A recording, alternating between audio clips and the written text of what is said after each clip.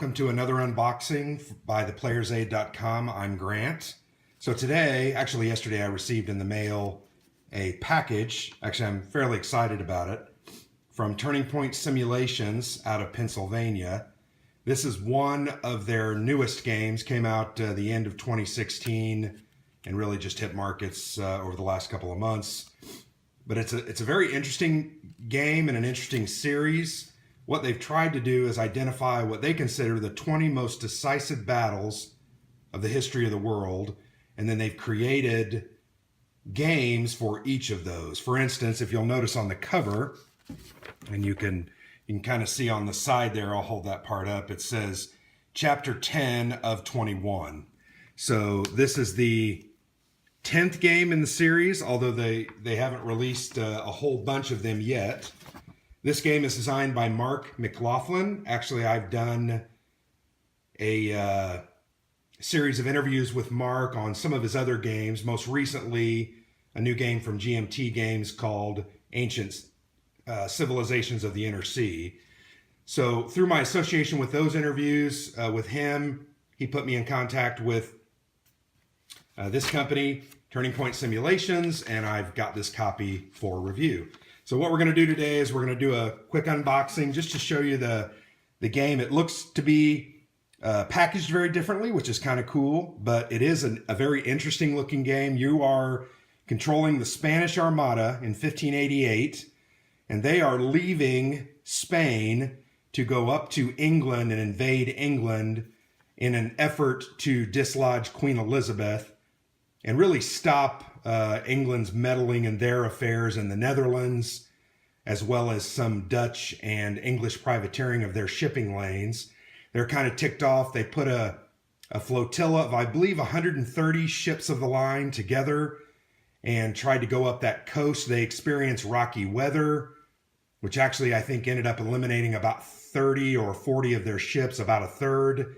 They also had, I think, some ships captured by privateers, most notably Francis Drake, who there's also a great game from Eagle Griffins by. So a very interesting conflict. I think their main goal, Spanish were obviously Catholic. The English were becoming Protestant with the Reformation and everything else that was happening. And I think that kind of, in essence, was kind of a holy war. So we'll go ahead and try to unbox this and go from there. I have pre-opened it. So let me go ahead and rip that plastic off. The game is kind of a different style. If you look, it almost looks like a book. And I think that's their design tactic, right? To put it together to look like a book so that you can maybe place these on your shelf. You can see there it says the Armada. It's identified as number 10 in the series. And the designer, Mark McLaughlin, there on the spine. So kind of an interesting packaging. I'll go ahead and remove that. You can see that's just a clear coat protector. Here is a fairly thick cardstock cover, almost like a book cover, to be honest. Great graphics there on the front. Really like that painting. We'll go to the back. I'll try to show you what's on the back. You can see there's a little bit of detail about what the game board looks like. It's a very different game board. There's a tactical map as well as a strategic map. You can see both of those in that picture there. You're going to move your flotilla on the strategic map at what would be located here on the left. And then the tactical map is there in the center with all of those squares that are labeled with numbers and letters. So kind of an interesting looking game. There's that Spanish conquistador soldier again. There's just a little summary of the game. And we'll go ahead and look inside and see what's there. So rules of play, actually nice colored rules, good stock, semi-gloss, very clearly numbered. You can also, let me give you a close-up there, several examples of counters and how they're used, kind of an interesting thing. There's the setup there. Looks to be, let's see how many pages, 12 pages. That's a beautiful painting right there. Philip James de Lauthberg's Defeat of the Spanish Armada. Really awesome painting there. But 12 pages is the rule book. There's some designer notes to get some of the historical background. There are some random events in the game that you can add and to make the game a little more exciting. One of the things I'm fairly interested in and seeing how it works is this. See the 13.0 fire ships? I know the English used several fire ships to destroy a lot of the Spanish Armada as they were retreating. So kind of interesting. I don't see a lot of examples of play, but there is some clearly defined points. I love it when manuals or rule books give, for instance, says 7.0 combat, and then you can see there are points, point 1, point 2, point 3, point 4. You can go through those and refer fairly quickly. There is not an index. I always like to see an index in a rule book for ease of reference. But in general, it looks to be a well laid out, well put together. And there is a general index you can see with the major elements. So that's the rule book. Looks like it comes with 2 counter sheets. I'll give you a close-up of that. These are hit markers and shot markers. One of the very important parts of the game is refitting and resupplying, so the ships just can't continually shoot forever and ever without running out of ammo. So I think that's a very good design choice, and it keeps it historically accurate. Nice looking counters. There's the back. They're very clear, nice colors, really stand out. And they are sturdy, very similar to many of the other war games that we play as far as quality. And they actually look to be struck very cleanly and centered when they're punched. So these counters should look great when they're removed. Here's the second sheet. Includes some of the leaders. You can see Francis Drake, Martin Frobisher, John Hawkins, etc. Also a lot of information type counters that let you know what's happening. Very, very nice looking. I'll move that up. El Capitan, the priests, quartermaster, carpenter, etc. Don't exactly know everything that those do, but I'm sure that there are rules for each one of those. Once again, very nicely made counters. They look great. They're clean, very well struck. I'm actually impressed by that.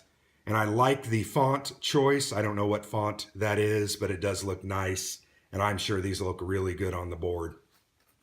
So good job on the counters.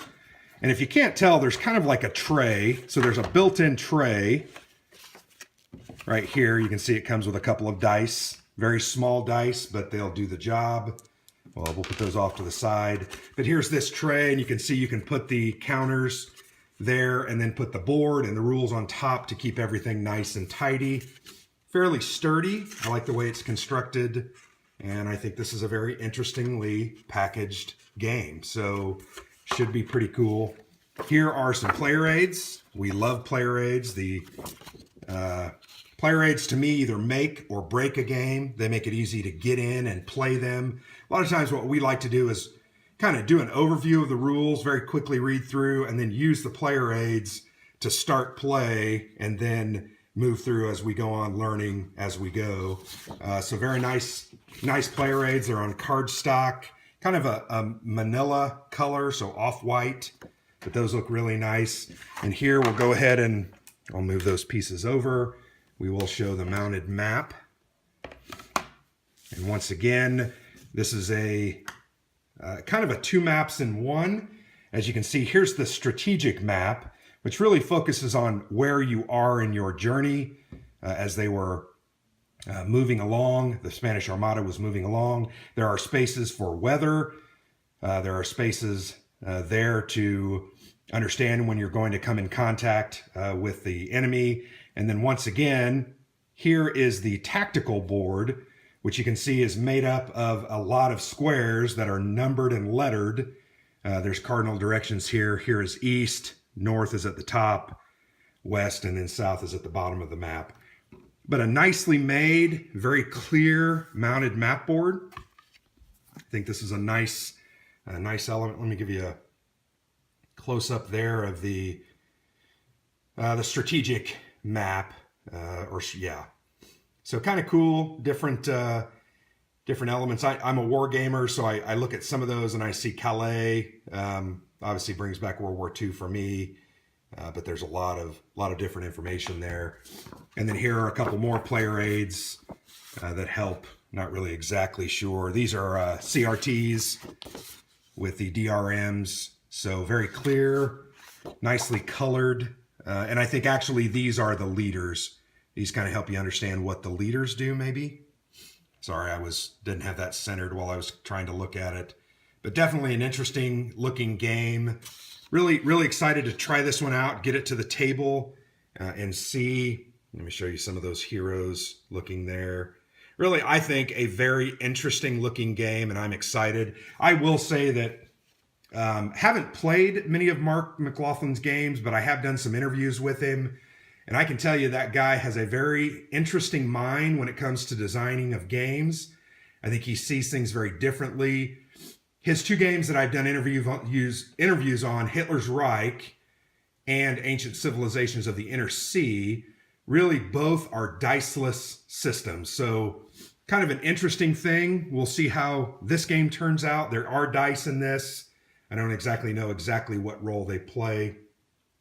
But I think definitely from this initial view of this box opening, I think Turning Point Simulations has it going on, and I like the way the game looks. I will say I'm not a huge fan of oddly packaged, and I say oddly, let me say differently packaged games. I prefer to have a box that everything is nice and tidy. But I think once again, if you got all 21 editions of this, they would look really nice stacked up on a bookshelf, and you could pull those right off and play. And remember, there's only 2 counter sheets, so the counter density is pretty low. Should be a quick game to get in, get out, and have a good time and enjoy. So we'll try to get this to the table in the next couple of weeks, but hopefully you had a great look at the game here and understood what it's about. And hopefully look for a review in the future. We'll probably do a video review to start, kind of giving our first initial reactions after our first play, and then we will do a more in-depth written review. So look for that on our website, theplayersaid.com. I'm Grant, signing off. Hope you guys enjoy the unboxing video. Thank you.